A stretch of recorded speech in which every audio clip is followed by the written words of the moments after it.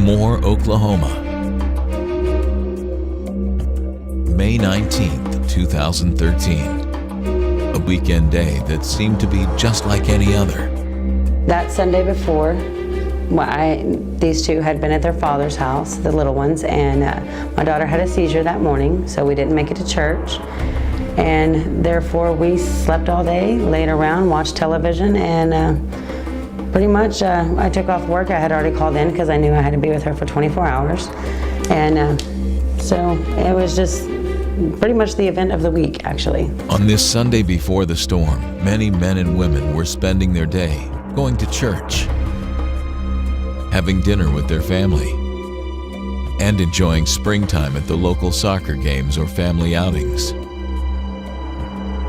Well, the day before the storm, we had gotten new furniture, but we had to go pick it up, so me and Gage went and got a trailer from some friends of ours' house and went and got the new furniture, and we just got a cat, and we moved it all in, and it was heavy, and moved out the old stuff, and we're planning on having a big trash day, spring cleaning. A town of hard-working families who had no idea that in less than 24 hours, their lives would come face to face with nature's most destructive force. These winds here are violent and just tearing everything up in front of it, Mike. May 20th, 2013. We are not trying to put fear, but we want you to know how serious of a storm this is. 2:40 p.m. A tornado emergency warning was issued for Moore, Oklahoma.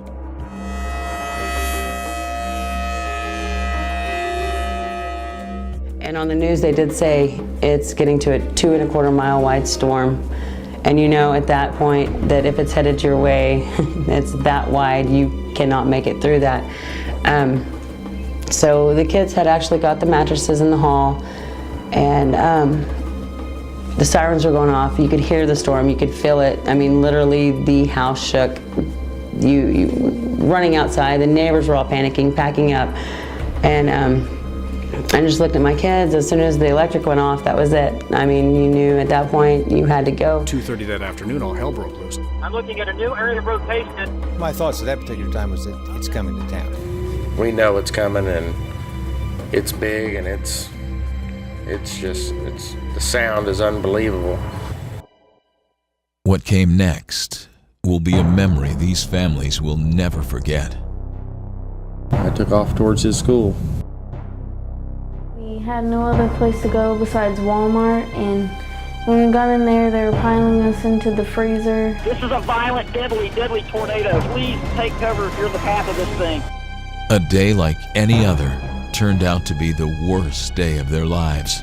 And right then, a guy, and I still don't know his name to this day, and I wish I did, he yells, I've got a kid, he's stuck in the wire. Take your tornado precautions, and that means you need to be below ground if at all possible. I don't know, I remember everyone in there panicking, and it was so loud.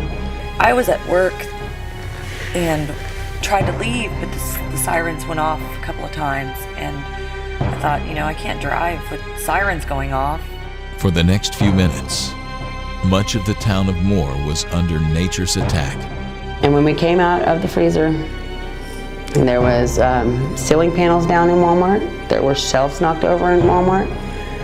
And I told them just to prepare that it's going to be bad. It's going to be the most horrible thing they'd ever seen. A mile-wide debris cloud. It is a mile-wide wedge, violent tornado. The only way you're going to guarantee you will survive is if you are out of the way, below ground, storm cellar, or basement.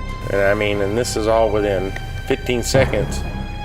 I hear this guy yell, we've got one, and I turn around and look, and it's McLean.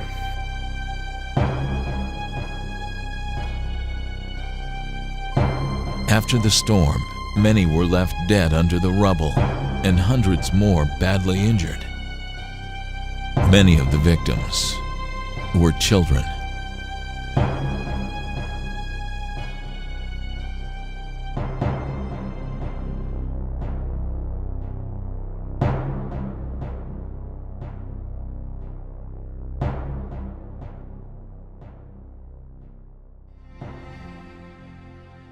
In the aftermath of the storm, God's pit crew and Operation Compassion responded with manpower, truckloads of supplies, and shoulders to lean on.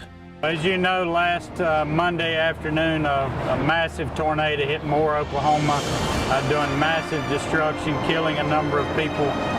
Immediately upon seeing that on television, we got our trucks ready to go. By the next day, we were loaded and ready to pull out of town. We brought a fairly large crew in here, and we've been very busy ever since. God's pit crew and Operation Compassion were there for more after one of the worst tornadoes in recent history almost totally destroyed their town.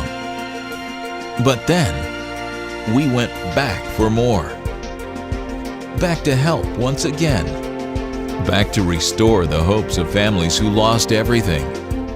Call from Randy, and we need to call him back. And so we were sitting in the garage, and we called him back and put him on speakerphone, and he says, well, we've made our decision, and we would like to offer you guys this house. We did an interview, and they again asked us about the day of and the following events, and then laid out blueprints on the table and said, we have chosen your family for a home. And I think all I did was sit there and stare and cry. Back to build 2 homes in 2 weeks for 2 well-deserving families. And so on October 2nd, 2013, God's pit crew and Operation Compassion, along with many other friends and partners, set out to restore hope, rebuild lives, and give these 2 families the opportunity to start again.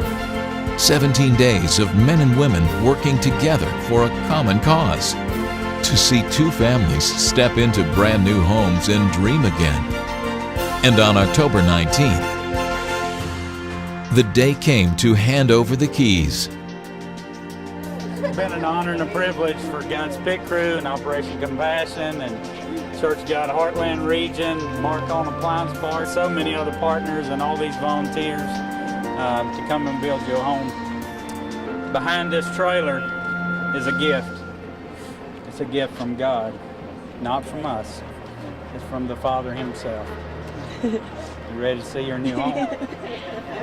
Okay, y'all help me move that truck.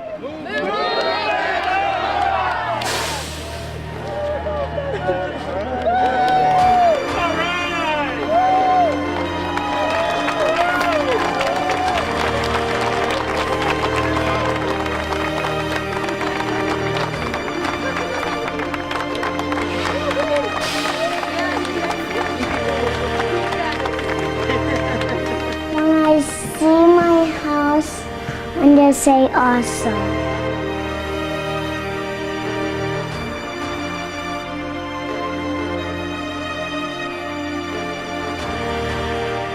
These 2 families can now start again and prove to the world that thanks to the people who love God and love people, life can be good even after the storm.